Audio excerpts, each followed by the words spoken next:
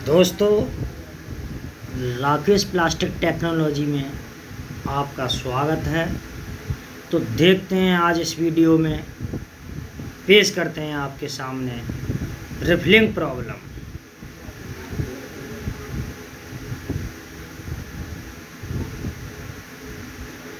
Refilling problem क्या होती है आप जानते ही होंगे। रिफिलिंग क्या होती है? डोजिंग, रिफिलिंग ये एक ही होती है। जैसे रिफिलिंग उसे कहते हैं, बता दे रहा हूँ। रिफिलिंग का मतलब जैसे आपको क्या टेक्निकल के तौर पर बता रहा हूँ। जैसे किसी ने आपने चलो जैसे रिफिलिंग वो होती है, जैसे बैरल के अंदर मारा, समझ लीजिए बैरल होता है जो एक बार इंजेक्शन कर देगा, ठीक है। उसके बाद में इंजेक्शन करने के बाद में जब दूसरा शॉट के लिए मटेरियल उसमें बैरल के अंदर दूसरे शॉट के लिए मटेरियल तैयार होगा, रिफिल करेगा नहीं, भरेगा। एक बार इंजेक्शन मारने के बाद में जो हमारा मटेरियल शॉर्ट साइज होता है वो ख़त्म हो जाता है। उसके बाद में दूसरे शॉट के लिए मटेरियल तैयार होना चाहिए, तो स्क्रू बैरल के अंदर रिफिल मानी रिफिल करता है, अगले शॉट के लिए मटेरियल को रिफिल करता है।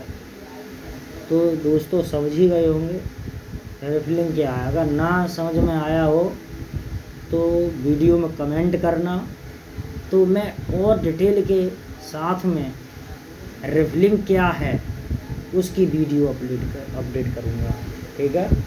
तो देखते हैं रिफिलिंग कैसे कंट्रोल होगी, बात कर लेते हैं इसी के बारे में। तो देखेंगे हमारा पहला पॉइंट है, ये जितने पॉइंट मैंने लिखे हैं ये 100% ट्रू सत्यता के साथ में है, सत्य हैं। इसके द्वारा आपका ये जो प्रॉब्लम है वो कम्प्लीटली सॉल्व हो जाएगी। और ये नहीं है कि मैंने एक ही पॉइंट डाल दिया केवल मटेरियल ख़त्म होना। तो आप सोच रहे होंगे इसमें मटेरियल ख़त्म होना डाला है, इसमें तो मटेरियल हॉपर में भरा हुआ है लेकिन रिफिलिंग क्यों नहीं हो रही। अरे भाई, कहीं टेम्परेचर की प्रॉब्लम आती है। जैसे टेम्परेचर आपने कर दिया 220 सेट और सेट 220 है, एक्चुअल में 180 है, तो रिफिलिंग प्रॉब्लम, मशीन रिफिलिंग नहीं करेगी।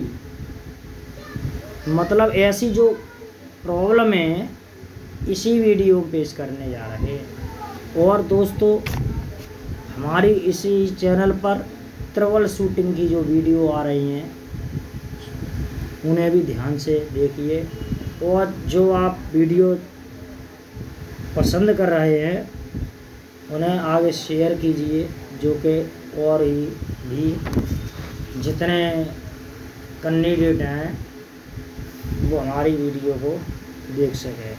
तो बात करते हैं, ज़्यादा समय न लेते हुए वीडियो पर चलते हैं। मटेरियल का ख़त्म हो जाना पहला पॉइंट है। अगर हमारा मशीन रनिंग में और मटेरियल हॉपर में ख़त्म हो गया तो क्या होगा? रिफिलिंग नहीं होगी। रिफिलिंग नहीं होगी, मटेरियल नहीं होगा। तो दूसरा पॉइंट, मटेरियल का हॉपर को नेक में जम जाना। हॉपर नेक जानते हैं आप? नेक माने गर्दन। जैसे व्यक्ति की गर्दन होती है उसी को ऐसे ही जो हॉपर होता है, हॉपर के नीचे वो गर्दन होती है, नेक। बैरल का उसे बोलते थ्रॉट। थ्रॉट कूलिंग रखी जाती है। कूलिंग क्यों देते हैं? कि हमारा मटेरियल जो बैरल की हीट है, तो थ्रॉट द्वारा वहाँ पर हीट मटेरियल के लिए कोई नुकसान न पहुँचा पाए, इसलिए हम वहाँ पर थ्रॉट कूलिंग देते हैं कि हीट जो हमारे बैरल की है जो हॉपर तक न पहुँच सके। जिससे हमारा मटेरियल डिग्रेड वो मेल्ट नहीं होगा। अगर ये हम हॉपर कूलिंग नहीं देंगे तो क्या होगा, मटेरियल हॉपर थ्रॉट जो हॉपर से बैरल के अंदर मटेरियल आता है उस जगह मटेरियल मेल्ट हो जाएगा। देहाती भाषा में बोलते हैं कि गुल्ला बन गया, गुल्ला बन जाएगा। ठीक है, तो वहाँ पिघल कर मटेरियल एक लम्स टाइप में बन जाता है, तो उस एरिया को ब्लॉक कर देता है। वहाँ से जो हॉपर द्वारा मटेरियल हमारा बैरल में आ रहा था वो वहाँ पर स्टॉप हो जाएगा।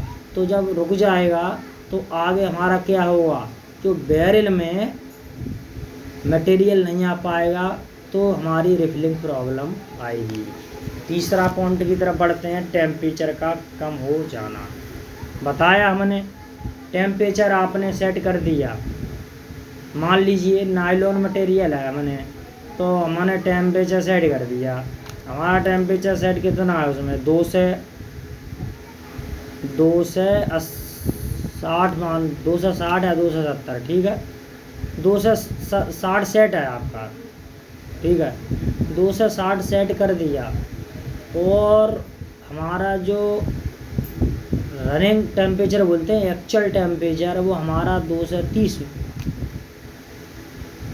हो गया। तो हमारी रिफिलिंग प्रॉब्लम आएगी, या किसी हीटर का ख़राब हो जाना, ये भी तो हो सकती है। हीटर ख़राब हुआ तो टेम्परेचर का वेरिएशन कब आएगा, जब हीटर में प्रॉब्लम होगी तभी हमारा टेम्परेचर का वेरिएशन आएगा।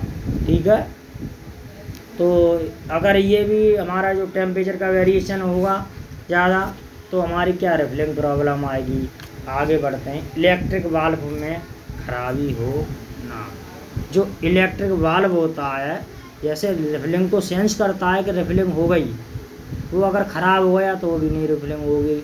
रिएक्शन प्रेशर का अधिक होना, हीटर का मेन MCB स्विच ट्रिप हो जाना, NRV नॉन रिटर्न वाल्व को सील खराब हो जाना।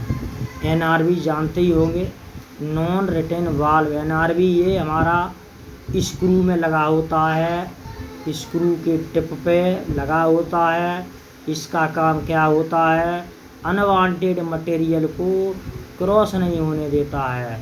जैसे कोई बैरल द्वारा एयर है और जो ख़राब मटेरियल है इनके लिए क्रॉस नहीं होने देगा। नॉन रिटर्न वाल्व से क्रॉस हो नहीं पाएंगे, केवल प्लास्टिक मटेरियल क्रॉस होगा, और जो बाकी जो अनवांटेड मेल्ट भी मटेरियल है, अच्छी तरह से मिक्स नहीं हुआ है, वो भी एंटर नहीं कर पाएगा, जो वो पीछे रह जाएगा। ठीक है, नॉन रिटर्न वाल्व का मतलब होता है, नॉन माने नहीं, रिटर्न माने पीछे वाल्व, यानी जो दूषित पदार्थ होगा उसे रिटर्न कर देगा, आगे नहीं आने देगा।